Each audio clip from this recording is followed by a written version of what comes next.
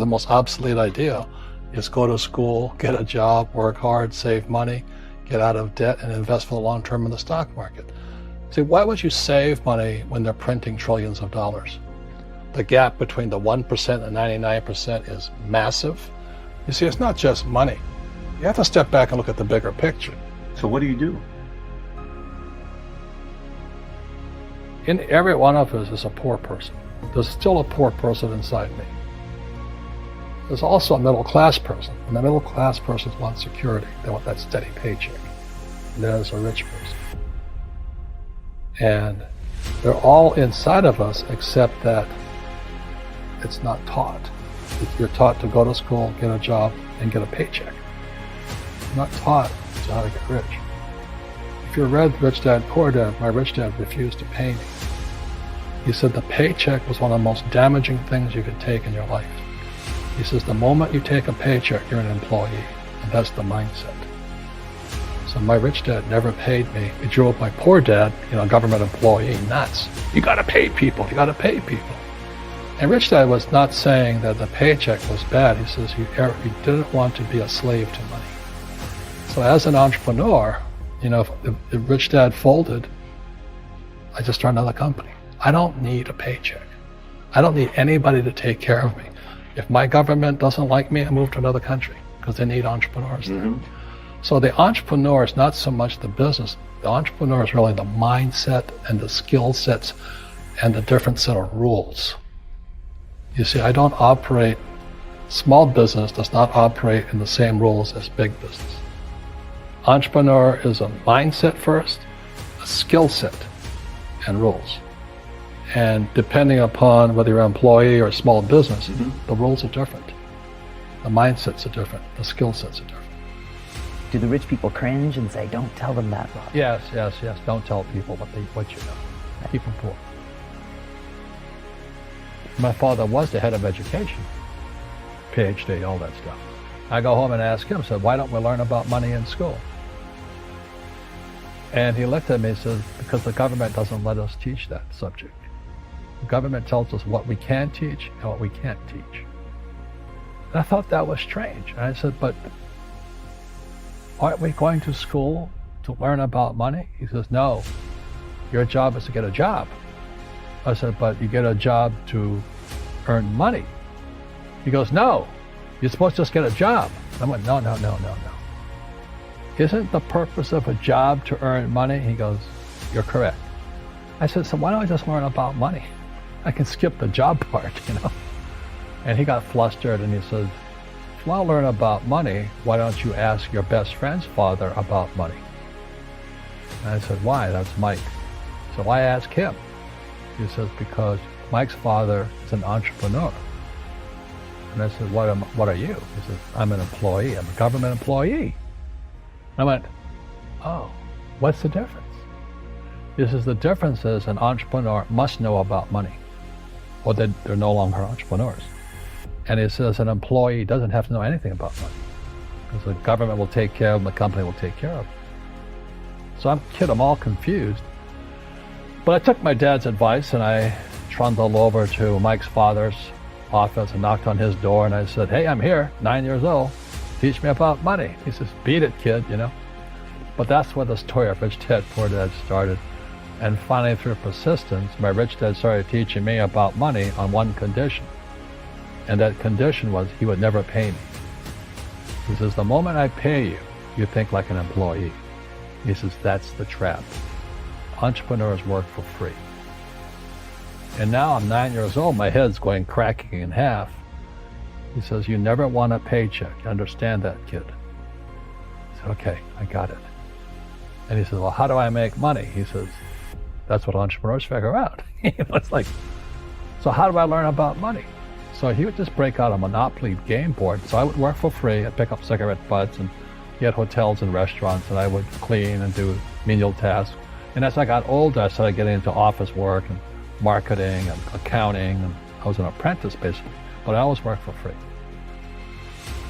And he would teach me about money. But the way he taught me about money was playing Monopoly. And finally one day I got upset. I said, well, when are you going to teach me about money? He said, what do you think we're doing? we're playing Monopoly. He goes, no. What do you think we're doing? We're playing Monopoly. He says, what do you think we're doing? So I don't know. I'm teaching you about money.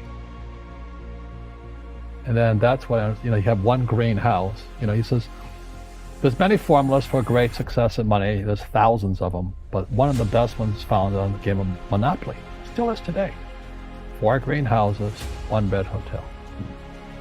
I said, what? He says, one of the greatest ways to acquire great wealth is playing Monopoly in real life. 4 greenhouses, 1 bed hotel. But is that all there is? He goes, that's it. And he says, what do you think I'm doing? And I went, I don't know. So then he took me out and he showed me his greenhouses.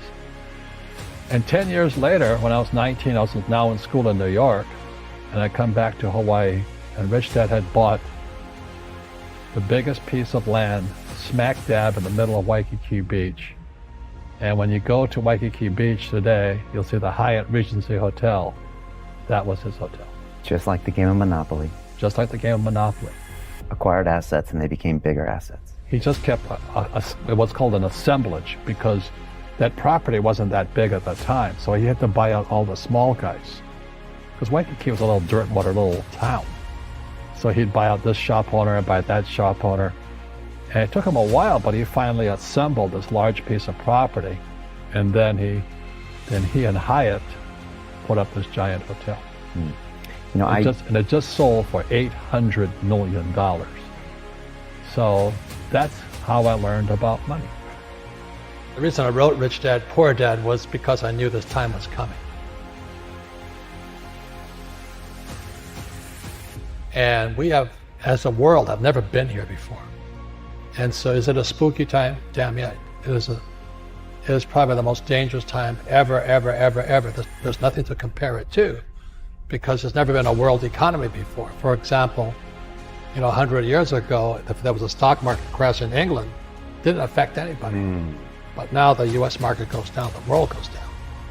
So plus with social media and all this we're doing now, so we've never been here before.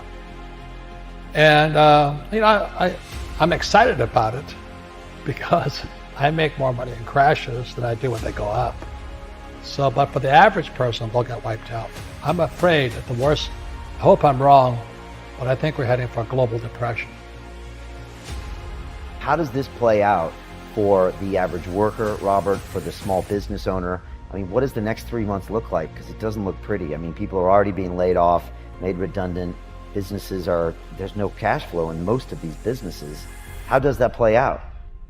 Well, let me give one more stat, just to give you the size of it, okay? The national debt for World War II was $25 billion. Every day today, they're printing $125 billion. Every single day, that's like 5 World War IIs per day. They're printing so much money to keep this think of a hot air balloon with a tear in it. And they're doing desperately trying to fix this tear, but no matter how hard they try, the tear has gone beyond, it's coming down. So in financial terms, it's called our debt to GDP has now gone from 60 to 90 to 105, it's going to 120. We're bankrupt. And they're going to print more and more money, which means savers are losers, just as I predicted. Your money is going to be worthless in a few years. Wow. So my message is the same as some of your other guests. This is metamorphosis time.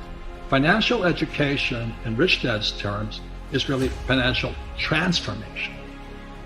And the definition of metamorphosis is very important. Metamorphosis, the definition is the evolution or the transformation from an immature form to an adult form. An immature form to an adult form. Metamorphosis is the same as a caterpillar turning into a butterfly.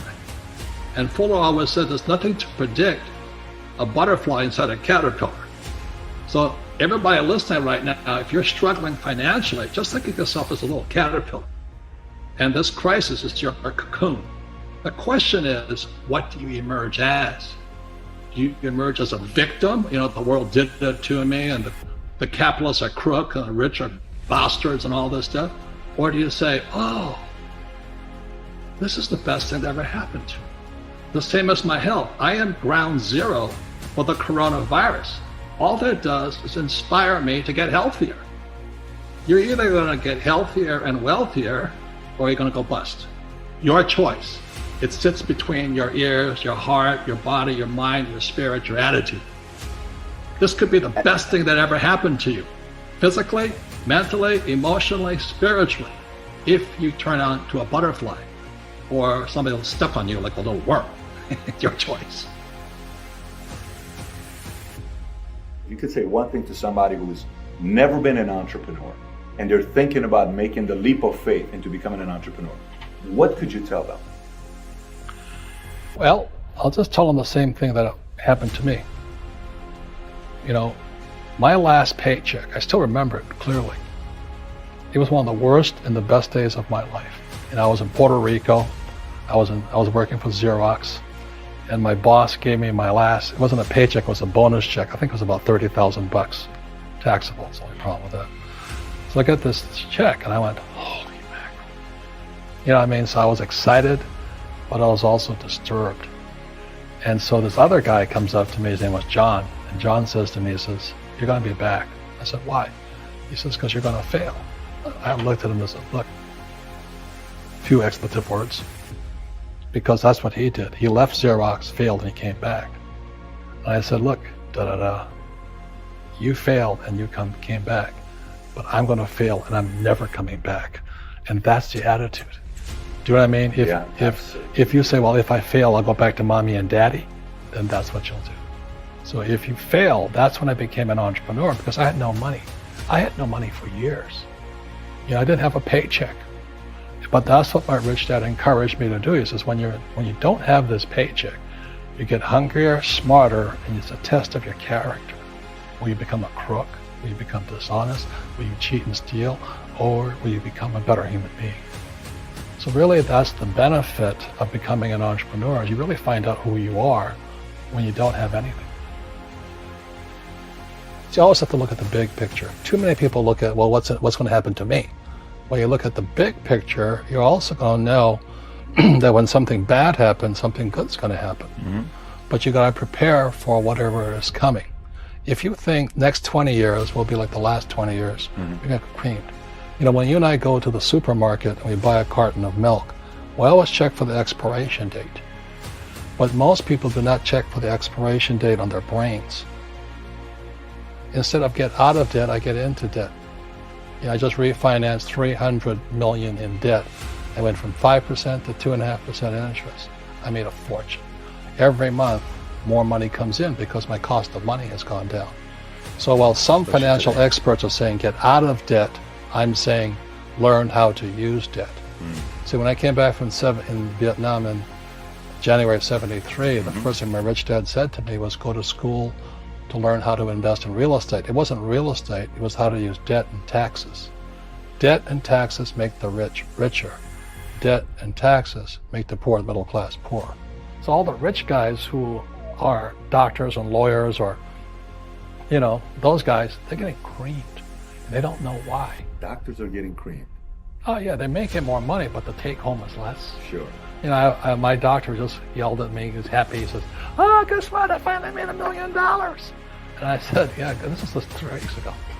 And so I said, "Yeah, well, how much you pay in tax?" He says, $750,000 in taxes. So his net was about $400,000. That's not bad.